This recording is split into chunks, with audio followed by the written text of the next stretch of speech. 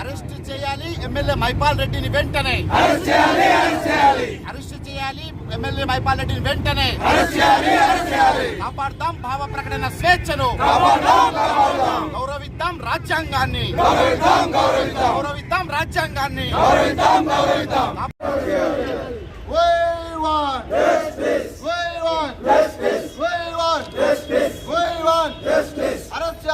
Arrest చేయాలి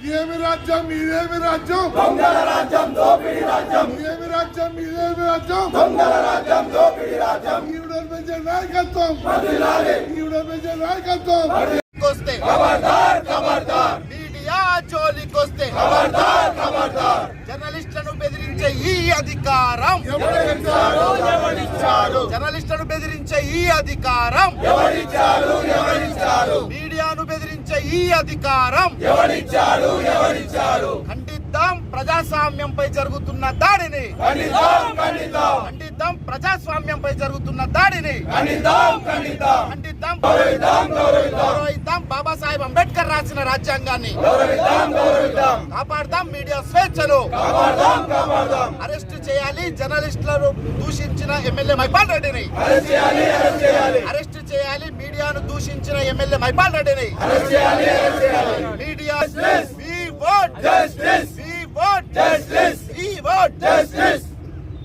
voter ఒక వార్త రాస్తే ఆయన్ని కూడా ఇష్టం ఉన్నట్టుగా అమ్మలను తల్లిని అనే విషయాన్ని కూడా మర్చిపోయి భార్యను కూడా మర్చిపోయి పచ్చి బూతు మాటలు మాట్లాడతాడు ఆ ఎమ్మెల్యే. ఇవాళ మళ్ళీ మైపాల్ రెడ్డి ఇవాళ ఒక జర్నలిస్టు వార్త రాస్తే అంతు తేల్చుకుంటా అంటాడు, చంపేస్తానంటాడు, అతను అన్పార్లమెంట్ లాంగ్వేజ్ యూజ్ చేస్తాడు. దుబ్బాకలో ఈ వాస్తవాల్ని వెలుగులోకి తెస్తే ఇప్పుడు దుబ్బాక శాసనసభ్యులుగా ఉన్నటువంటి రఘునందన్ రావు కూడా జర్నలిస్టులను ఇష్టం ఉన్నట్టుగా మాట్లాడి అంతు తేలుస్తా నా పీకుతరా లాంటి పదాలు వాడతాడు. ఇది ఎక్కడి అన్యాయం? మిమ్మల్ని శాసనసభలకు పంపిస్తుంది ప్రజలు సేవ చేయమని, కానీ మీడియాను పాత్రికేయులను యుద్ధం చేసి వాళ్ళతో తేల్చుకోండి అని చెప్పి పంపట్లేదు. ఇవాళ వార్తలు రాసినప్పుడు జీర్ణించుకునే శక్తి మీకు ఉండాలి. ఒక్కసారి చరిత్ర చదవండి. నెహ్రూ ప్రధానమంత్రిగా ఉన్నప్పుడు పత్రికలన్నీ ప్రభుత్వం బాగా పనిచేస్తుందని చెప్పి రాసినప్పుడు పైగాను అంత స్థాయిలో మాట్లాడే స్థాయికి వెళ్ళిపోయావు అంటే అది చాలా అన్డెమోక్రటిక్గా కాన్స్టిట్యూషన్ని మొత్తంగా అవమానపరిచే విధంగా మేము అనుకుంటున్నాం. దయచేసి ఈ విషయంలో మేము ముఖ్యమంత్రి గారి దృష్టికి తీసుకెళ్తాం, పార్టీ వర్కింగ్ ప్రెసిడెంట్ దృష్టికి తీసుకెళ్తాం. చివరికి వాళ్ళ నుండి కూడా మేము ఖచ్చితంగా యాక్షన్ అయ్యేటట్టు కూడా మా యూనియన్ వెళ్ళకపోదు. ఎందుకంటే వాళ్ళు ఇలాంటి వాళ్ళని వెంకేస్తారని చెప్పి కూడా మేము అనుకోము ఇవాళ. ఎందుకంటే ఇది చాలా ఒక పెద్ద ఇన్సిడెంట్, రాష్ట్రంలోనే కాదు ఇవాళ దేశంలోని రాష్ట్రాల వరకు వైరల్ అయి ఖండిస్తున్నటువంటి సందర్భం. ఇవాళ మనం ఒక సామాన్యుడు ఇంత పెద్ద తప్పు ఇంత ఘోరంగా చేసి ఉంటే, లేక మైపాల్ రెడ్డి అనే వ్యక్తిని ఒక జర్నలిస్ట్ ఇంత తిట్టి ఉంటే, ఒక 2 పదాలు అన్నీ ఉంటే, ఆయన అన్న దాంట్లో ఒక 2 పదాలు అన్నీ ఉంటే 24 గంటలు కాదు కదా, 4 గంటల లోపల తెచ్చి మీరు లాకప్ వేసి డిమాండ్ చేశారు. మరి 48 గంటలు గడుస్తున్నాయి, కేసు బుక్ చేశారు, సంతోషం. కానీ ఎందుకు మరి అతన్ని ఎందుకు ముట్టట్లేదు, ఎందుకు అది చేయట్లేదు అనేది మా యూనియన్ చాలా తీవ్రంగా పరిగణిస్తుంది సార్. మేము ఇవాళ స్పెషల్లీ ఒక ప్రొటెక్ట్ చేసి మీ నోటీస్లో పెడదాం. ఖచ్చితంగా మీరు ఎక్కువ నిన్ననే చెప్పారు, ఖచ్చితంగా ఇవాళ వరకు యాక్షన్ ఉంటుంది. నిన్న మా ప్రతినిధులు వస్తుంది. కానీ ఇప్పుడు నిజంగా కూడా అది లేకపోవడం కూడా బాధగా ఉంది. ఇప్పుడు డెఫినెట్గా రియాక్ట్ కాండి. హైదరాబాద్లో జరిగినప్పుడు మీరు హైదరాబాద్లో పనిచేసినప్పుడు చాలా స్పీడ్గా స్పందించారు. మరి ఇక్కడ ఎందుకు మరి అండర్ కేసు రిజిస్టర్ అయితే అండర్ ఇన్వెస్టిగేషన్ ఉంది. అంత టెక్నికల్ డేటా అది కలెక్ట్ చేసేది అది మీ అందరికీ కూడా తెలుసు, మీడియా మిత్రులు అందరికీ కూడా తెలుసు. ఎందుకంటే ప్రతిరోజు మనం ఏదైనా కేసు తీసుకైతే ఒక ఎవిడెన్స్ క్రియేట్ చేయాలంటే దానికి ఒక టెక్నికల్ డేటా. ఎందుకంటే మనం కాన్వర్జేషన్ సెల్ ఫోన్స్ అయింది, ఈయన సెల్ ఫోన్ ఆయన సెల్ ఫోన్ మధ్యలో అయింది. అందుకొరకే మన దాని గురించి నిన్న కంప్లైంట్ సంతోష్ నాయక్ని కూడా నేను అడిగాను. సెల్ ఫోన్ తీసుకుంటున్నాను, ఈరోజు తీసుకుని ఆ వాయిస్ డేటా కూడా పంపిస్తాను ఎస్ఎస్ఎల్కి. ఎందుకంటే ఆ వాయిస్ ఈ వాయిస్ కరెక్ట్ కాదా అనేది వెరిఫై చేయవలసిన బాధ్యత ఇది డిఎస్పీగా నా పైన యాజ్ ఇన్వెస్టిగేషన్ ఆఫీసర్ వేసి, ఎందుకంటే ఇక్కడ కూడా ఎవిడెన్స్ అనేది మిస్ అవ్వడం టెక్నికల్ ఎవిడెన్స్ అవన్నీ ఈయనతో జరిపిన సంభాషణ కాదా లేదా తెలుసుకుంటారు. అదే నేను స్పష్టంగా నిన్న చెప్పారు కదా, వీడియోలో వచ్చి చెప్పారు కదా, ఆడియో అవసరం లేదు. ఆయన అన్నారు, నేను అన్నాను డెఫినెట్గా అతనితో అతని వైరుధ్యం ఉంది నాతోని అని అన్నారు. ఓన్లీ మన వాళ్ళ మధ్యలో కాన్వర్సేషన్, కానీ మన ఇన్వెస్టిగేషన్ వచ్చేవారికి ప్రూవ్ చేయాలి, కోర్టులో ప్రూవ్ చేయాలి, అథ్లెటిక్ కావాలి, టెక్నికల్ కావాలి. టెక్నికల్ ఎవిడెన్స్ మీ అందరు కూడా తెలుసు, అయినా అడుగుతున్నారు. టెక్నికల్గా అడగాలి. ఆ టెక్నికల్ ఇన్వెస్టిగేషన్ అయితే డెఫినెట్గా వాట్ ఎవర్ లీగల్ యాక్షన్ ఉంటుంది. ఎందుకంటే దాని గురించి మీరు బాధపడద్దు. అది కాదు, పోలీస్ అందరికీ మీకు కానీ నాకు కానీ నమ్మకం ఉంది. అందుకే మేము పోలీసు ఇట్లా అంటలేంగా, ఏ స్టేట్మెంట్లో అంటలేము. నిన్నటువంటి ఎపిసోడ్లో అతని మీదే మేము అంటున్నాం, కానీ పోలీసు ఏదో మాకు సహకరిస్తలేదు, పక్షపాతి కానీ. Thank you very much. Thank you అందరూ కూడా, మీరు అందరూ వచ్చిన అదృష్టకరమైన దినంగా భావిస్తున్నాం.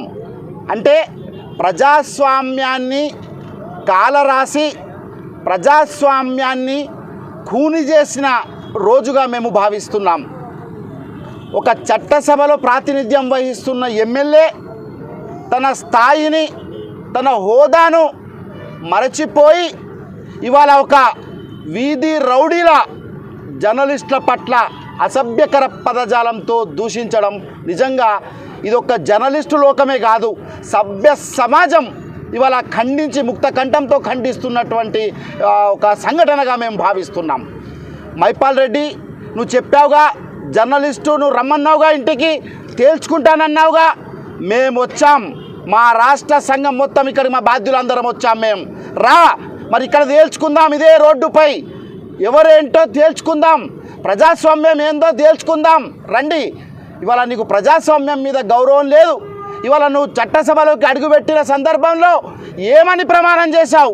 రాజ్యాంగాన్ని గౌరవిస్తా అన్నావు, రాగద్వేషాలు లేకుండా పాలిస్తా అన్నావు.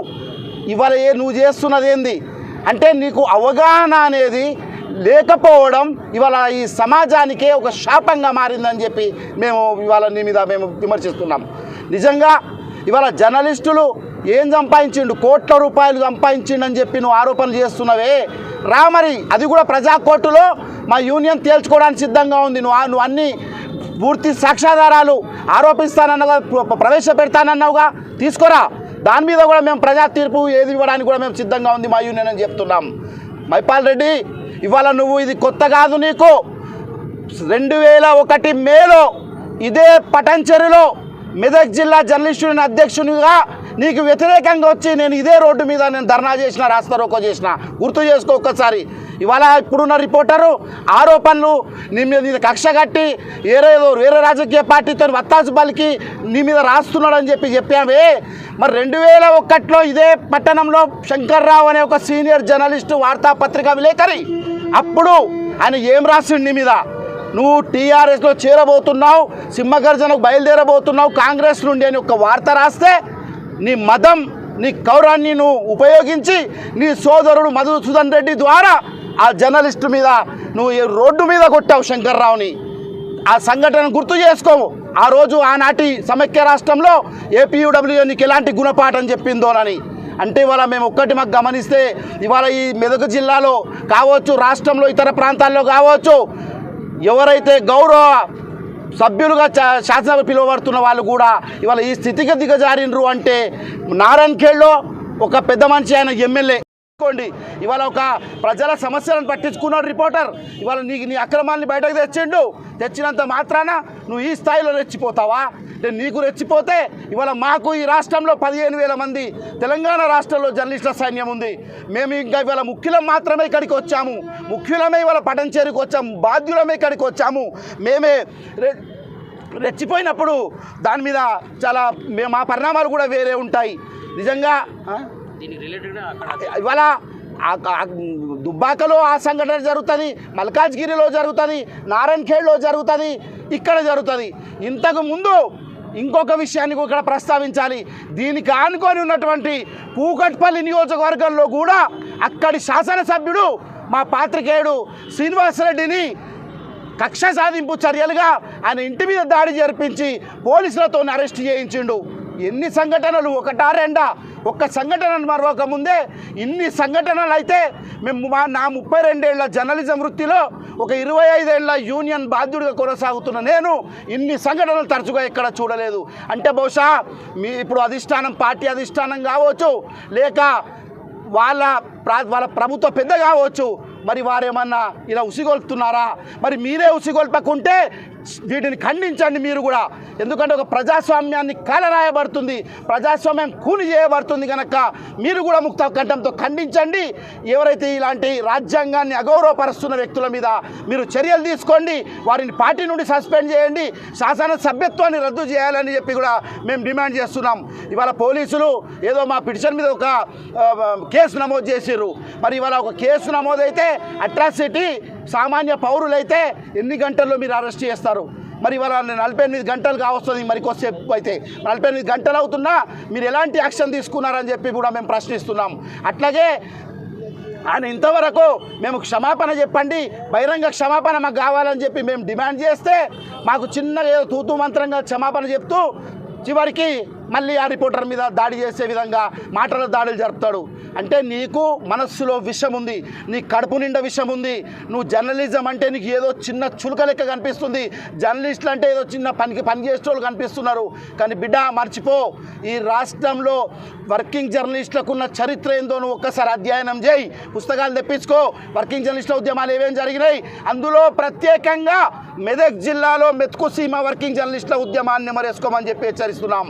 మెదక్ జిల్లాలో జర్నలిస్టులు మంచోళ్లను మట్టి కర్పించినటువంటి చరిత్ర ఉంది. AK-47 తుపాకులు వెంటాడినా వాటిని ఎదురించి పోరాడినటువంటి చరిత్ర మెతుకు సీమ జర్నలిస్టులకు ఉంది.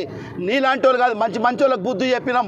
ముఖ్యమంత్రి చంద్రబాబు నాయుడికే తగిన గుణపాఠం చెప్పిన చరిత్ర ఈ మెదక్ జిల్లాకు, సమైక్య రాష్ట్రంలో ఆంధ్రప్రదేశ్ వర్కింగ్ జర్నలిస్టులకు ఉంది. నువ్వు ఎంతటోనివి, నీ దగ్గర డబ్బులు ఉండొచ్చు, డబ్బుల అహంకారం ఉండొచ్చు, కానీ మా ముందు చెల్లవు. ఇప్పటికైనా చెప్తున్నాం, బేషరతుగా నువ్వు బహిరంగంగా నీవు మాట్లాడిన మాటలు ఆ బాధితునికే కాదు, ఇవాళ రాష్ట్రంలో పనిచేస్తున్న వేలాది మంది జర్నలిస్టులకు మనస్తాపానికి గురి చేసినాయి, ఇవాళ మీడియా సంస్థలు అవమానపరిచినాయి. నువ్వు వెంటనే బేషరతుగా క్షమాపణ చెప్పాల్సిందే. బహిరంగ క్షమాపణ చెప్పకుంటే తదుపరి కార్యాచరణ ఏందో కూడా మేము ప్రకటించబోతున్నామని చెప్పి ఈ సందర్భంగా నేను మైపాల్ రెడ్డికి హెచ్చరిస్తున్నాను.